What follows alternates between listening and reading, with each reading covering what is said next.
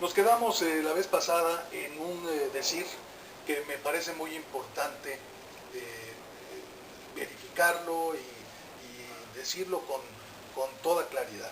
¿Por qué digo que la victoria del Atlante sobre el Bellavista de Uruguay en 1931 es una de las mayores victorias, si no es que la mayor? Aquí está la foto del equipo que ese día venció al Bellavista de Uruguay en los años 31. Este libro es un libro que tiene un valor histórico enorme. Es el libro de Juan Cid y Mulet, del libro de oro del fútbol mexicano, en donde se plasma la historia de los orígenes del fútbol en nuestro país. ¿Por qué digo que esa es la mayor victoria? Por una razón muy simple. Porque el Atlante venció nada más ni nada menos que a un equipo que tenía en sus filas a 7 jugadores bicampeones olímpicos y campeones mundiales. Nunca un equipo mexicano ha sido capaz de vencer a un equipo extranjero que tenga en sus filas a bicampeones olímpicos o campeones mundiales. Por eso lo asevero con todo el garbo que lo mencioné la vez pasada. Pero bueno, en esta segunda entrevista que amablemente me concede Jesús, que es uno de los aficionados atlantistas de Hueso Colorado más apasionados que yo conozco. Gracias, Jesús, que me das esta oportunidad. Yo les quiero compartir muchas cosas en esta ocasión. Vamos a tener un tiempo breve, pero de mucha calidad de información. Del libro de Isaac Wolfson, de las pocas referencias bibliográficas del fútbol mexicano, la historia estadística del fútbol profesional en México, que es este libro precisamente, tenemos un dato y más bien una frase que yo quise rescatar porque realmente es en donde yo sustento esta pasión por el equipo Atlante y que creo debe de ser compartida con toda la gente que ama estos colores. Don Pedro Mago Septién, uno de los cronistas más grandes que ha tenido este país, dejó una frase para la leyenda. Dejó muchísimas, pero esta en especial me parece increíble. Los récords no son la clave del pasado, sino la llave del futuro. ¿Qué quiere decir esto? Tal como lo mencionaba don Octavio Paz, poeta ganador de Premio Nobel para México, decía don Octavio Paz: todo es presencia, todos los siglos son este presente. Y yo, parafraseando al señor, al poeta Octavio Paz, pues también les comento que los récords inamovibles del fútbol mexicano también son este presente. Voy a recordar algunos récords del equipo Atlante, sobre todo de dos de las temporadas mágicas más importantes y más relevantes y de mayor brillo en la historia de este equipo, que son las temporadas 45-46 y la 46-47. Muchos de estos récords, de hecho en esta entrevista me voy a basar específicamente en esas dos temporadas, son emanados de esas temporadas que les menciono y que son las más brillantes que haya podido vivir el atlantismo de todas las épocas. Pero antes, si me lo permiten, es importante partir del principio. En la tercera década del nacimiento del fútbol en México, llega el equipo que sería adoptado por el pueblo como suyo, el Atlante. Y aquí me permito citar la redacción literal del libro de don Carlos F. Ramírez, 11 décadas del fútbol mexicano,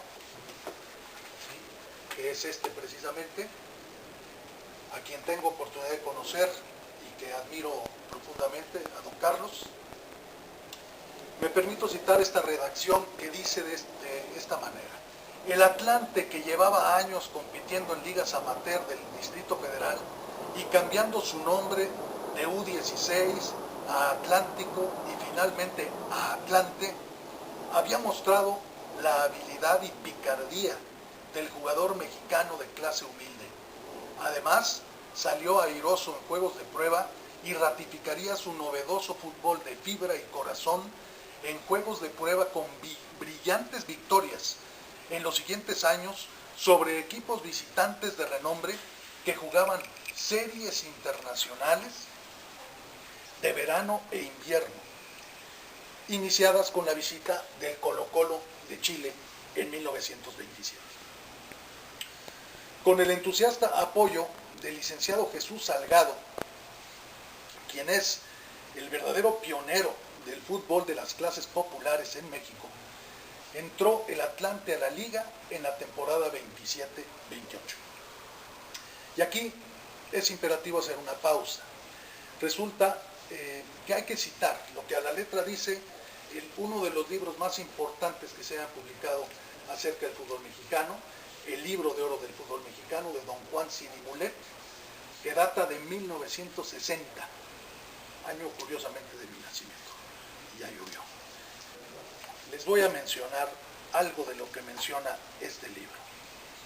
Es tal la potencia del Atlante y tan brillante su actuación en la Liga Spalding, primero, así se llamó, y después Liga Nacional, que conquista arrolladoramente el título de campeón en 1924, 1925 y 1926.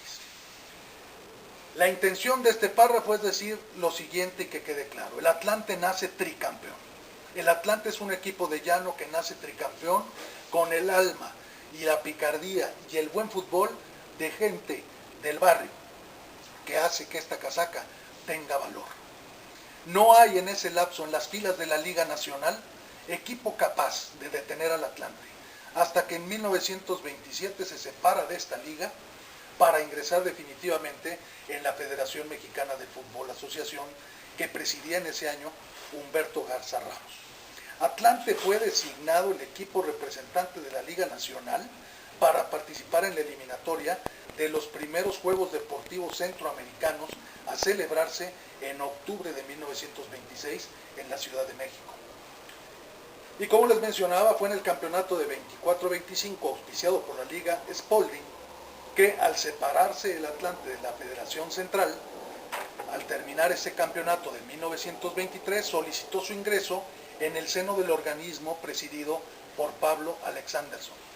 Al cuidado de Miguel Tovar Mariscal, hizo el Atlante una formidable campaña proclamándose campeón en el primer torneo que participó, o sea, en 1924-25. Atlante nace campeón, señores. Don Pablo Alexanderson se opuso rotundamente a que la liga que él presidía siguiera actuando bajo el auspicio y nombre comercial de la Casa Spalding, por lo que propuso, y así se aceptó, que a partir del próximo torneo, o sea, en 1925, se le denominara Liga Nacional.